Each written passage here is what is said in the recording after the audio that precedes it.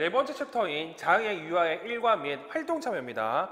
자, 얘 같은 경우에는 아까 앞에서 봤던 것처럼 교육과정 수정을 통해서 활동과 일과의 참여를 높이고 이걸 통해서 일반 교육과정에 접근한다는 내용으로 관련 내용을 살펴봤죠. 그러면 왜 이 장애 유아의 일과 및 활동 참여가 중요한지를 설명하는 챕터가 네 번째 챕터라고 보시면 좋겠네요. 자, 이 네 번째 챕터 같은 경우에는 마인드맵을 살펴보시면요. 크게 두 섹션으로 나눠져 있습니다.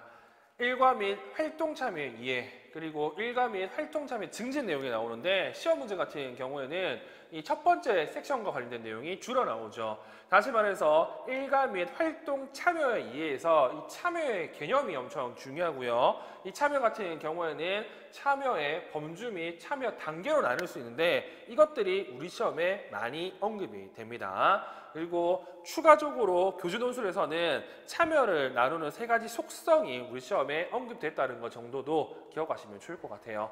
그러니까 이러한 일과 및 활동 참여가 왜 중요한지를 첫 번째 섹션에서 얘기하고 이거를 증진시키기 위해서는 먼저 유아의 참여 행동을 진단하고 이에 맞게끔 참여 증진을 위한 교수를 할 수가 있다는 거.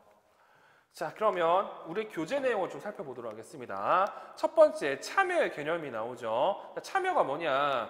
유아가 자신의 연령, 능력, 주변 상황에 적절하게 자신의 환경과 상호작용하는데 보내는 시간의 양으로 정의된다. 즉, 참여는 시간의 양으로 정의가 된다는 거. 즉, 유아가 주변과의 상호작용을 하는데 보내는 시간을 참여라고 이렇게 얘기를 하고 이 참여 같은 경우에는 지금 보는 것처럼 참여 단계 또는 범주로 이렇게 나눠져 있습니다. 즉 1번부터 9번까지 또는 비참여에서 정교화된 참여로 갈 때 행동이 정교화된다고 보시면 좋을 것 같고요. 먼저 외워야 될 건 뭐냐면 참여의 범주는 5가지 그리고 이 참여 범주와 관련된 참여 단계는 9가지라고 보시면 좋을 것 같네요. 자, 일단 5가지 비참여, 비정교화된 참여, 초점이 있는 주의집중, 분화된 참여, 교화된 참여가 있고요. 시험 같은 경우에는 총 9가지의 세분화된 참여의 정의와 그에 따른 행동을 이렇게 구분을 했습니다. 자, 9단계의 단계별 정의 및 행동의 예시를 보면 첫 번째 뭐가 나오냐?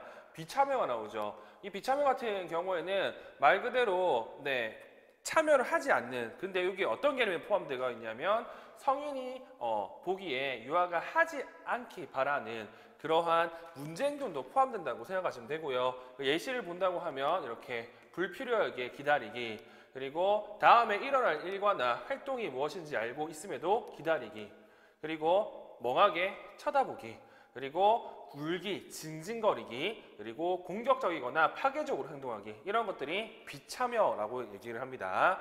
이 비참여 다음에 나오는 게 인과적 주의집중이고요. 이 인과적 주의집중 같은 경우에는 여기 나오는 것처럼 이제 비정교화된 참여의 형태로 특정 사물이나 사람에 대한 초점이 없이 약 3초 이상 일련의 사건에 대해서 보이는 편안하고 광범위한 주의집중을 얘기합니다. 말 그대로 주위에서 뭐가 있는지 둘러보는 게 인과적 주의집중이에요.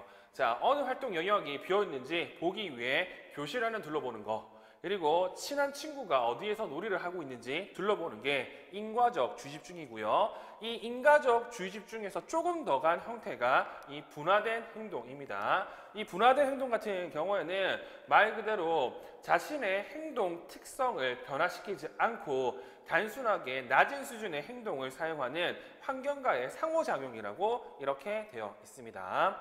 이 미분화된 행동 같은 경우에는 인과적 주의집중이 그냥 둘러보는 거라고 했지만 이 미분화된 행동 같은 경우에는 여기서 조금 더 이제 나간 형태로 앞에서 했던 그러한 문제 행동을 포함하지만 낮은 수준의 환경과의 상호작용을 하는 이러한 행동들이 포함됩니다.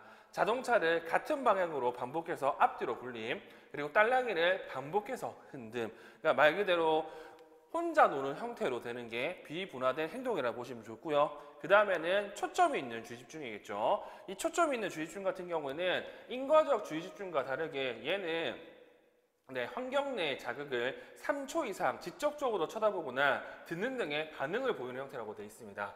그래서 이야기 나누기 시간에 교사나 또래의 이야기를 들음이라고 돼 있죠. 즉 인과적 주의집중 같은 경우에는 그냥 본인이 필요해서 주의를 살펴보는 거고, 초점 있는 주의집중 같은 경우에는 이렇게 직접적으로 필요한 대상에 대해서 쳐다보거나 그리고 듣는 것들이 이제 초점 있는 주의집중이에요. 자, 다음에 나오는 게 이제 분화된 행동이고요. 이 분화된 행동 같은 경우는 이렇게 미분화된 행동과 비교할 수 있는데, 자신의 신체나 언어를 사용하는 수많은 다양한 행동을 포함하고 상황에 적절한 특성을 지닌다고 합니다. 근데 이 같은 경우에는 구체적 예가 아니라 뒤에 나와 있는 구성적 행동, 입력된 행동, 상징적 행동, 지구력 또는 끈기도 행동 이외의 행동들을 이렇게 분화된 행동이라고 얘기를 해요. 자, 상황에 적절한 모든 행동으로 정교화된 범주에 속하는 진보된 행동은 제외한다 이렇게 돼 있죠. 다시 말해서 밑에 있는 내용들이 우리가 알고 있는 정교화된 행동이라고 보시고, 이걸 제외한 자신의 신체나 언어를 이용한 그리고 상황에 맞는 행동들을 포함한 것이 분화된 행동입니다. 자, 다음에 나오는 게 구성적 행동이고요. 이 구성적 행동 같은 경우에는 참여화된 참여의 형태로 사물을 가지고 하는 노래에만 적용되는 행동, 반드시 의도성이 있어야 된다고 이렇게 나와 있습니다. 그러니까 쉽게 얘기해서 사물을 가지고 하는 노래에만 얘기할 수 있는 게 구성된 행동이고, 이런 행동들 같은 경우는 위에 나오는 것처럼 이러한 자동차를 같은 방향으로 앞뒤로 굴리거나 딸랑이를 반복하는 행동과 달리 의도를 가지고 하는 행동들을 얘기하는 겁니다. 종이에 특정 사물을 그리거나 블록으로 탑을 쌓는 거, 이런 것들을 얘기하는 거고요. 그리고 입력된 행동 같은 경우에도 정교화된 참여의 형태로 얘 같은 경우는 사회적인 행동에 주로 참여한다고 합니다. 그래서 의사소통을 하기 위해서 이해할 수 있는 언어를 사용한다고 언급이 돼 있죠. 자, 친구가 지금 조형 테이블에 앉아서 무엇을 하고 있는지 이 얘기함. 이게 입력된 행동의 예입니다. 그래서 구성적 행동 같은 경우에는 사물, 그리고 얘 같은 경우에는 사회적 상황에서 언어를 사용한다는 것을 기억하시면 될 것 같습니다. 자, 다음에 나오는 거는 상징적 행동이고요. 이 상징적 행동도 마찬가지로 정교화된 참여의 형태로 얘기하는 건데, 얘 같은 경우는 과거나 미래에 대해서 얘기하기 위해서 관습적인 형태, 행동들을 사용한다, 또는 다양한 상징 및 신호를 사용해서 새로운 형태의 표현을 구성하는 행동이라고 이렇게 얘기를 합니다. 자, 이거 같은 경우에는 이렇게 지난주에 다녀온 현장학습에 대해서 얘기하는 거, 이게 과거나 현재에 대해서 얘기하는 거죠. 그리고 블록으로 인형의 머리를 빗김 이렇게 돼 있죠. 이거는 다양한 상징 및 신호를 이용해서 새로운 형태의 표현을 구성하는 행동이잖아요. 이런 것들이 상징적 행동입니다. 쉽게 얘기해서 상상놀이, 가족놀이 관련된 내용들이 여기에 나와 있는 상징적 행동이라고 기억하시면 됩니다. 그리고 지구력, 끈기 있는 행동이 나와 있고요. 얘 같은 경우에는 가장 정교한 수준으로 문제 해결과 문제 해결을 위한 도전을 포함한다 이렇게 돼 있죠. 큰 상자를 작은 상자에 넣으려고 같은 행동을 계속함. 라디오에서 소리가 날 때까지 모든 스위치를 다 눌러봄. 이게 우리가 알고 있는 문제 해결과 이 문제 해결을 위한 도전 행동들이라는 걸 기억하시면 좋을 것 같습니다. 따라서 여러분들이 해야 될 건 여기 나와 있는 5가지 범주와 그리고 맥 윌리엄스 등이 얘기했던 9가지 세분화된 참여의 정의와 그에 따른 행동들도 여러분들이 아실 필요가 있습니다. 자, 다음 이러한 참여를요, 지금 3가지 속성, 3가지 측면에서 이거를 살펴볼 수가 있는데, 자, 참여의 3가지 속성이라고 한다고 하면 참여의 유형, 참여의 양, 참여의 수준이라고 얘기할 수 있고요. 아까도 얘기했지만 참여 같은 경우는 시간으로 얘기해줘. 그래서 참여의 양은 시간 중 얼마나 참여했는지에 대한 참여율을 얘기합니다. 그래서 이 같은 경우에는 시간의 100분율 이렇게 얘기를 하고요.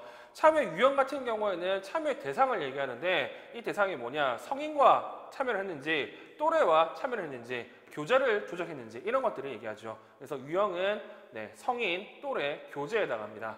그리고 수준 같은 경우에는 참여 시 나타나는 행동의 정교함이 어느 정도인지를 얘기하는데, 이 같은 경우는 행동의 정교함을 얘기하고, 이 정교함 같은 경우에는 이런 것들과 관련있다고 여러분들이 기억하시면 되겠죠. 그래서 시험 문제 같은 경우에는 맥 윌리엄스가 얘기했던 9단계의 단계별 정의 및 행동이 나오고, 그리고 여기 나와 있는 참여의 3가지 속성 같은 경우에는 교진 논술에서 언급됐던 내용이라는 걸 여러분들이 기억하시면 될 것 같습니다. 그러면 이 참여가요, 왜 중요한지 여러분들이 살펴봐야 되는데, 기본적으로 이렇게 환경에 적극적으로 참여한다는 것은 주변의 사람들과 더 많이 상호작용하고 교재를 더 많이 조작하고 결과적으로 이를 통해서 더 많이 학습한다는 걸 의미합니다. 근데 장애 유아 같은 경우는 이게 잘 안 되겠죠. 그러니까 이거를 늘려가지고 어떻게 한다고?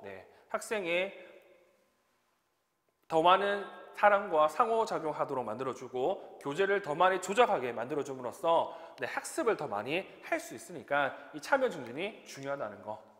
그러면 이렇게 참여를 할 수 있는 일과 유아의 하루 일과가 엄청 중요한데, 이 하루 일과 같은 경우에는 지금 이 베일리 등이 얘기했던 4가지 유형으로 얘기할 수 있습니다. 첫 번째, 규칙적인 일과에 참여할 수 있고 또는 전이 상황에서 참여할 수 있고, 고도의 구조화된 활동에 참여할 수 있고 저구조화된 활동에 참여할 수가 있겠죠. 그래서 이런 것들이 지금 유아가 참여할 수 있는 일과 및 활동이라고 정도 여러분들이 기억하시면 될 것 같고요. 뭐 이거는 특별히 여러분들이 외울 필요는 없지만 이것 또한 책마다 약간 설명이 다릅니다. 자, 그러면 이러한 일과와 활동에 참여시키기 위해서는 먼저 해야 될 게 뭐냐면 얼마나 유아가 그런 것에 참여하는지 확인할 필요가 있죠. 이거 같은 경우에도 여러 가지로 이걸 확인할 수 있지만 현재 우리 교재 이손3책 같은 경우에는 아동 참여 질문지와 일과 참여 진단 척도로 아동의 유아의 참여 정도를 진단할 수 있다고 되어 있습니다. 그와 관련해서는 이 강론 내용 더보기 내용을 좀 기억하시면 좋을 것 같고요. 이런 것들을 통해서 유아의 참여 행동을 진단할 수 있다는 것 정도는 기억하시면 되겠죠. 그럼 이렇게 진단을 했으면 그에 맞는 교수를 해야 되는데, 먼저 교수하기 위해서 첫 번째, 학급 차원의 참여를 증진시킬 수 있습니다. 학급 차원의 참여를 어떻게 증진시킬 수 있냐? 학급 구성을 참여를 높이도록 할 수가 있겠죠. 일단 학급 구성은요, 유아의 참여를 촉진하기 위해서 할 수 있는 가장 덜 개입적인 교수 방법입니다. 그래서 활동 영역을 구성할 때 유아 간 상호작용 또는 유아와 환경과의 상호작용이 잘 이룰 수 있도록 학급 구성, 환경 구성을 할 수 있다는 거. 그리고 두 번째는 참여 증진을 위한 활동 계획을 잘 세울 수가 있겠죠. 자, 일반적으로 교사는 다음과 같은 요소를 강조해서 활동을 선정하거나 계획하는 게 훨씬 더 좋다고 합니다. 참여를 위해서는. 자, 능동적이고 직접 조정하는 학습, 기초기술 습득과 함께 이해를 갖춰주는 개념학습, 의미 있고 관련 있는 경험학습, 상호작용적 교수와 협력학습, 폭넓은 관련 내용과 전통적인 주제 영역 간의 통합, 이런 것들을 활동의 선정 또는 계획할 때 포함해야 된다는 거. 그리고 이러한 요소들을 반영해가지고요, 구체적으로 이제 지도할 때 교사가 가져야 될 또는 생각해야 될 지침들 또는 고려사항들이 있는데, 학급에서 진행되는 모든 활동은 무엇보다 먼저 학급 내 모든 유아의 접근 가능성을 확보해야 된다. 장애 유아뿐만 아니라 모든 유아들이 참여를 해야 된다는 거. 그리고 활동 중에 참여를 하지 않거나 참여의 수준이 정교하지 못한 경우 교사는 그러한 유아를 대상으로 우발 교수 등의 특정 자연적 교수 전략을 사용하시 좋다. 일단 기본적으로는 스스로 하도록 만들어 놓고 여기 나와 있는 자연적 중재 중에 하나인 우발 교수 등을 사용하는 게 좋다고 합니다. 당연히 얘 같은 경우는 흥미와 관심을 유발할 수 있는 게 훨씬 더 좋을 것 같고요. 그리고 성인 인력의 계획적인 활용을 통해서 유아의 참여를 증진시킬 수 있도록 한다. 이렇게 되어 있죠.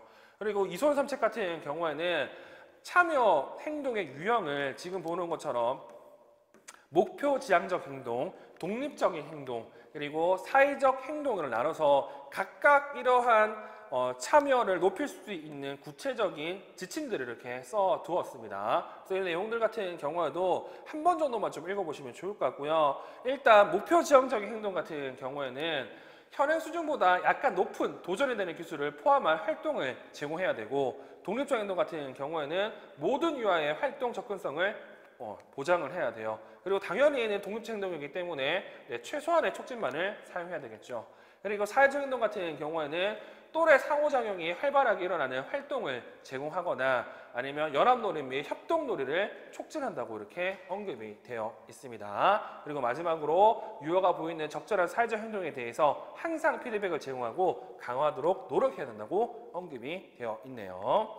이게 학급 차원의 참여 증진하는 방법이고요. 그리고 두 번째는 참여 증진 교수 방법이 나오는데 이 참여 증진 교수 방법 같은 경우는 우리가 봤던 개별화 교육과정에서 봤던 세 가지 내용이 기본적으로 깔려 있어요. 근데 이거에 전제되는 게 질적으로 우수한 유아 교육과정이라는 게 언급이 되어 있죠. 그래서 교사는 참여를 증진시키기 위하여 무엇보다 먼저 질적으로 우수한 교육 환경을 구성해야 되며 양질의 교육과정 구성 및 운영만으로 충분하지 않은 경우에는 뭐 교육과정 수정을 해야 되고 그리고 직접 교수를 해야 되고 이런 것들이 이제 언급이 되어 있습니다. 그러면 여기서 말하는 질적으로 우수한 유아 교육과정은 이런 거죠. 발달에 적합한 실제를 가지냐, 학습 목표에 대한 분명한 기대가 가지냐, 역동성 및 융통성을 가지냐, 유아의 흥미 기반을 가지냐, 사실적 교제나 상호적인 파트너를 사용하거나 사회적 상호적인 기회를 제공하거나 선택학으로 경영하거나 근접 발달 영역 내에서의 적절한 도전을 하는지와 관련된 게 질적으로 우수한 활동의 특성입니다. 이런 특성들을 가지고 있어야 참여 증진을 할 수가 있다는 거. 그래서 참여 증진 교수 방법 같은 경우에는 이 질적으로 우수한 유아 교육과정과 관련된 특성들을 여러분들이 좀 기억하시면 좋을 것 같아요. 그리고 유아 참여를 증진시키기 위해서는 기본적으로 이러한 기능적인 교수 목표 설정하는 게 엄청 중요한데 왜 중요하느냐? 첫 번째, 기능적 접근은 유아가 자신이 속한 환경인 가정, 교육기관, 지역사회에서 보유하는 기술을 확인하여 현재 및 미래 환경에서의 성취를 증진시키는 위한 목적을 지닙니다. 따라서 기능적 접근은 유아 개개인에 따라 개별화될 수 있을 뿐만 아니라 지체나 결함 중심이기보다는 강점 중심이라는 특성을 지닙니다. 그러니까 이걸 해야 뭘 한다고? 참여할 수 있다고. 그리고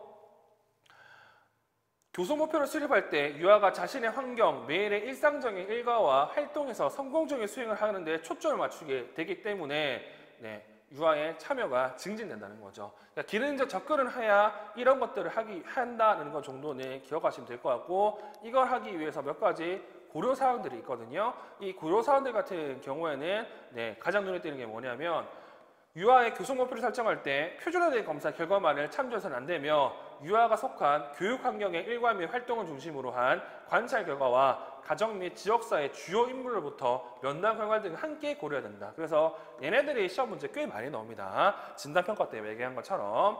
그리고 교수 목표가 기능적이기 위해서는 목표 행동 및 기술이 수행되는 맥락을 고려해야 된다는 거. 맥락이 중요하다. 그래야 기능적인 목표를 설정할 수 있다. 이게 참여 증진 교수 방법입니다. 유아의 참여 증진을 교수하기 위한 방법으로 늘 언급되는 게 기능적 교수 목표 설정이라는 사실을 기억하시면 좋을 것 같고요.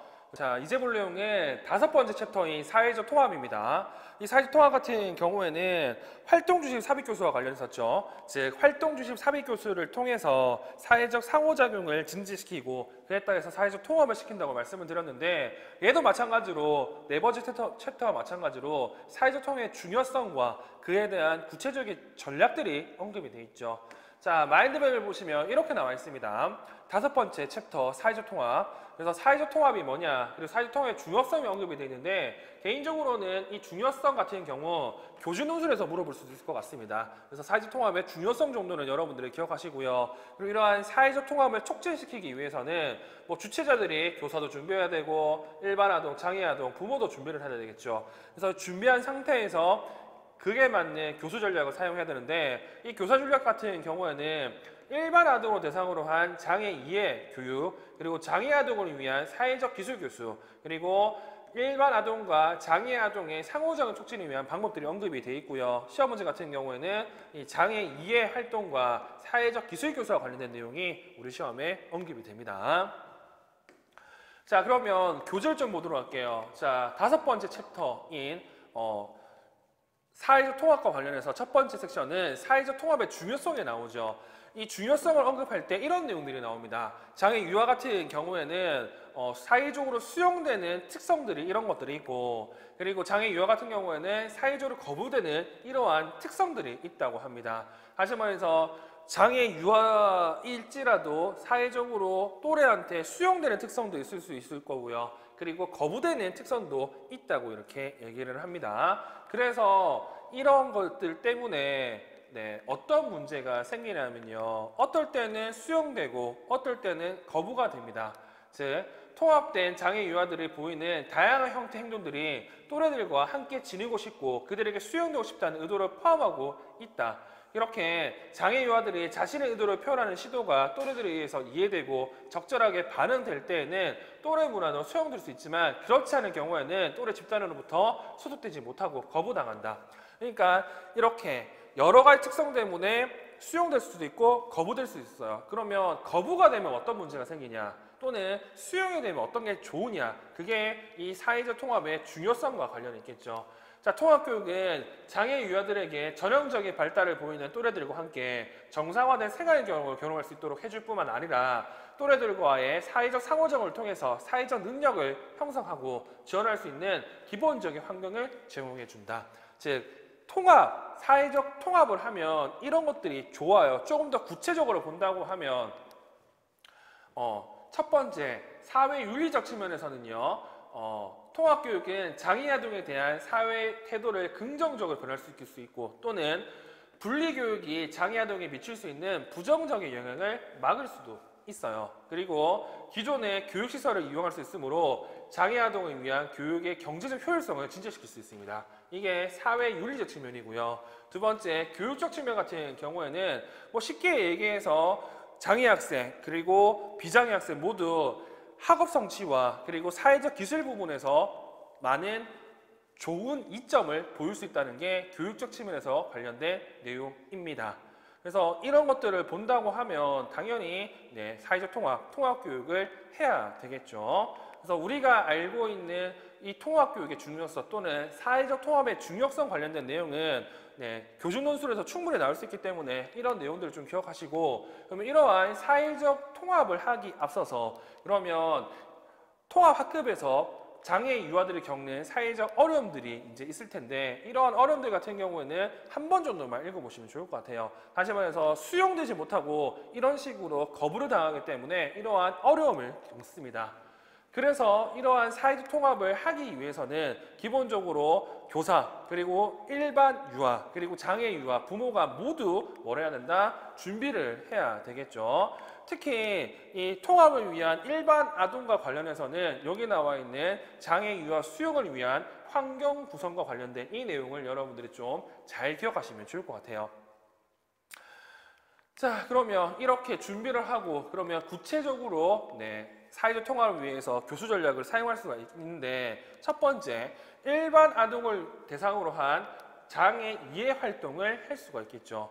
자, 성공적인 통합을 위해서는 학급 전체를 대상으로 통합될 장애 아동 또는 장애와 관련된 정보를 제공하는 것이 좋다. 단순한 지식과 정보를 제공하거나 학습시킴으로써 장애에 대한 이해와 태도를 향상시키는 방법 외에도 직접 장애를 접촉해보는 경험이나 장애 체험을 통해서 장애에 대해서 더욱 잘 이해하고 수용할 수 있게 된다, 이렇게 되어 있습니다.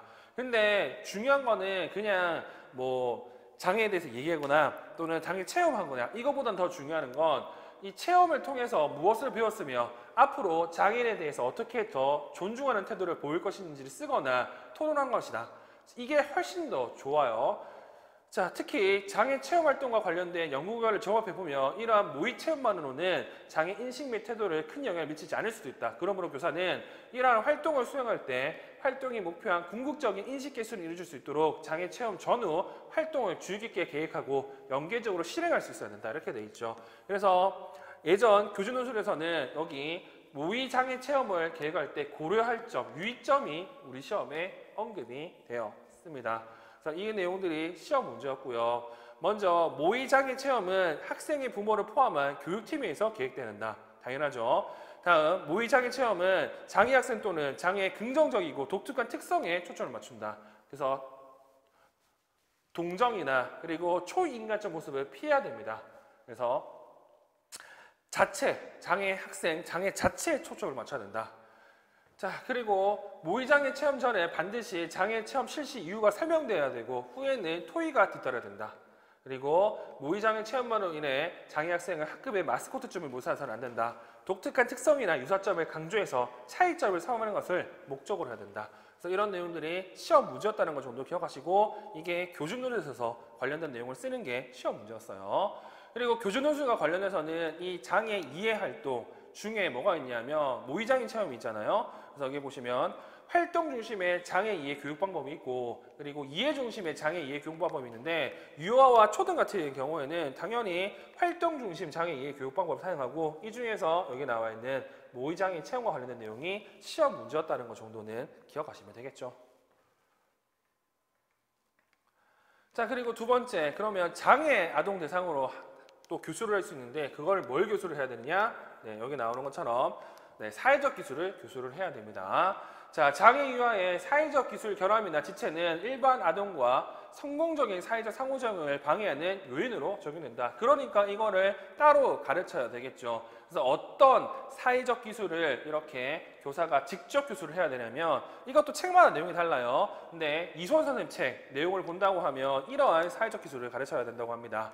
대화 기술, 주장하기, 그리고 놀이 상호작용 기술, 그리고 문제 및 협력 기술, 자조 기술, 학급 과제 관련 행동, 자기 관련 행동, 직장 인터뷰 기술 등을 학생들에게 가르쳐야 된다고 언급하고 있습니다. 그래서 이 내용 같은 경우는 구체적에서 사회적 기술 같은 경우에는 시험 문제 직접적으로 물어보지 않습니다. 그래서 이런 게 있다라는 것 정도만 좀 기억하시면 좋을 것 같고요.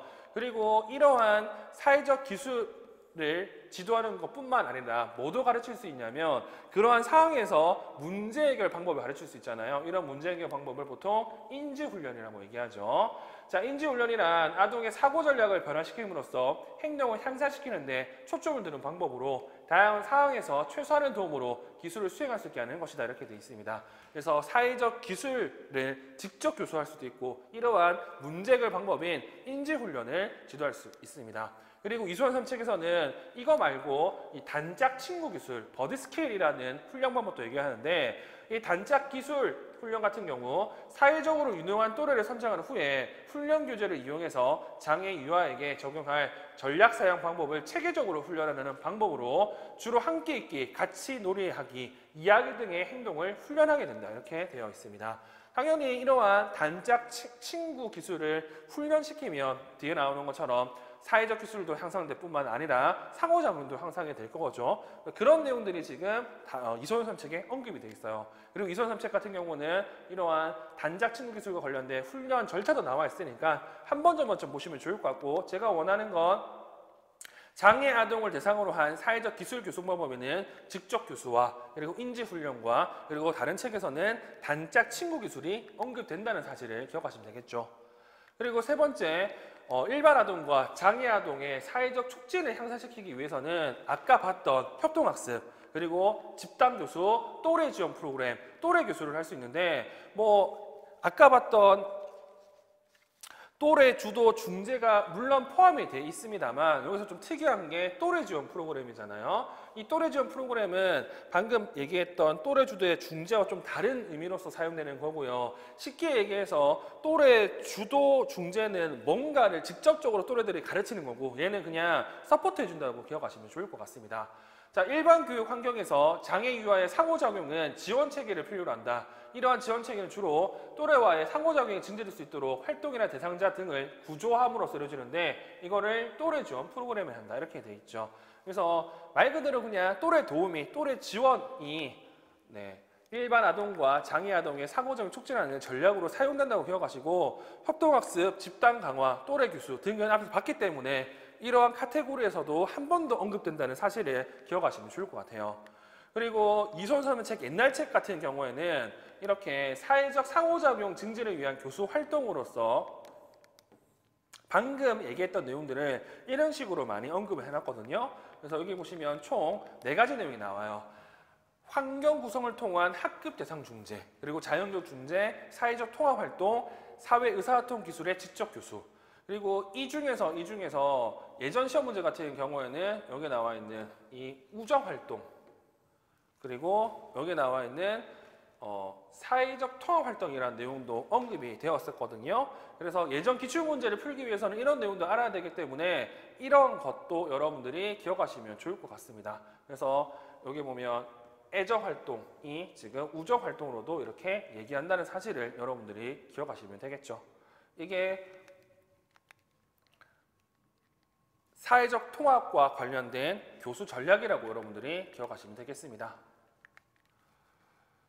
자, 그리고 바로 6번째 챕터인 전위 지원 프로그램 좀 보도록 할게요. 이 6번째 챕터 전위 지원 프로그램이 있죠. 이 전위 지원 프로그램 같은 경우 특히 이 전위가 말 그대로 이쪽에서 저쪽으로 이동하는 걸 얘기하고 유아특수에서는 이러한 전위가 중요하기 때문에 따로 전위를 할 수 있도록 하는 프로그램을 이렇게 만듭니다. 그래서 제가 나눠드렸던 마인드맵을 보시면 6번째 챕터 전위 지원 프로그램이라 해서 이 전위 지원과 관련된 내용들이 나오죠. 여기서 기억할 건 이 전위 지원 프로그램의 정의와 그리고 전위 지원 프로그램과 관련된 이 절차, 단계를 좀 기억하시고 예전 기출 문제에서 이 절차, 단계를 시험 문제로 언급했다는 것 정도는 기억하시면 될 것 같습니다. 자, 그러면 6번째 챕터 내용을 좀 보도록 하면 이 전위 지원 프로그램의 이론적 배경에서 전위가 나오죠. 트랜스.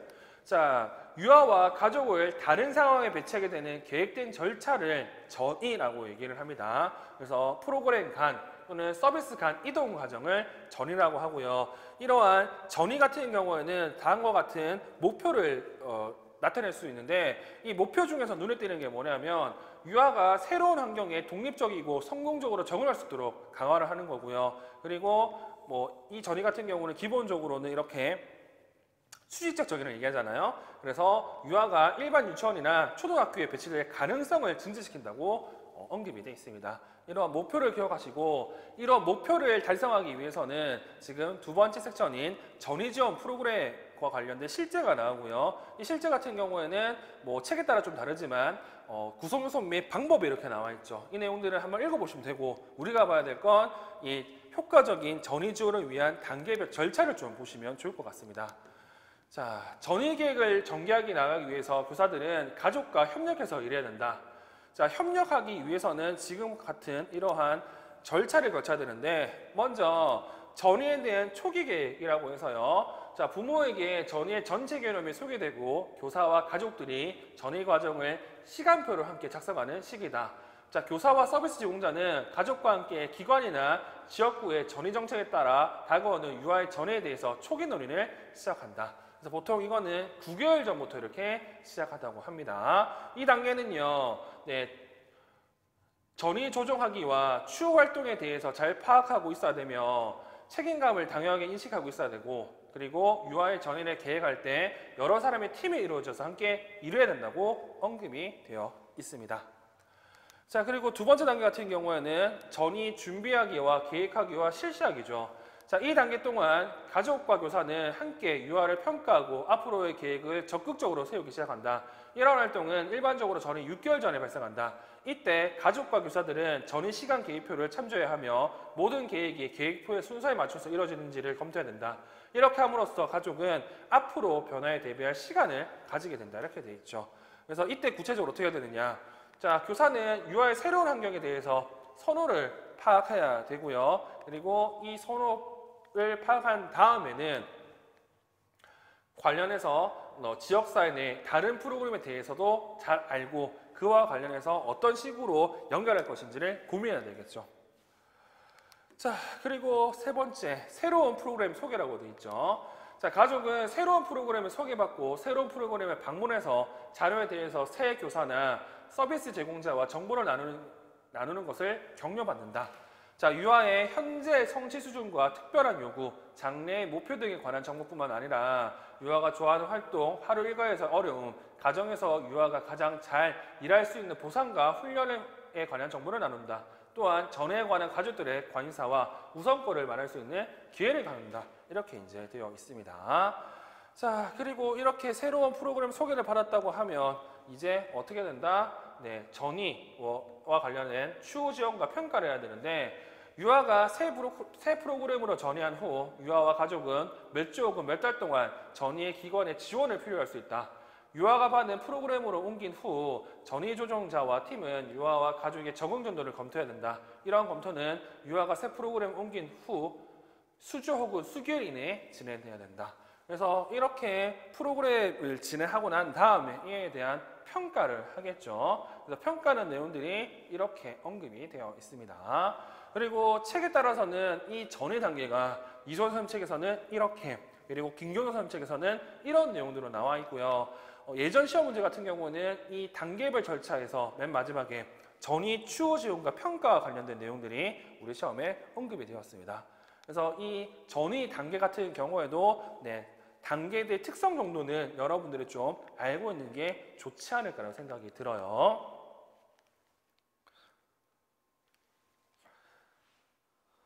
자, 이렇게 해서요. 우리는 짧은 시간 동안에 유아 특수교육과 관련된 전반적인 내용을 살펴봤습니다. 자, 이 유아 특수교육 같은 경우 유아교육과 그리고 특수교육의 사이에 있기 때문에 둘 다 내용을 포함하는, 즉 유아 특수교육만의 내용이 있습니다. 그런 내용들을 여러분들이 시험장에서 구분하셔서 물어본 걸 쓸 수 있도록 좀 여러분들이 관심을 가지고 정리해 주시면 좋을 것 같네요.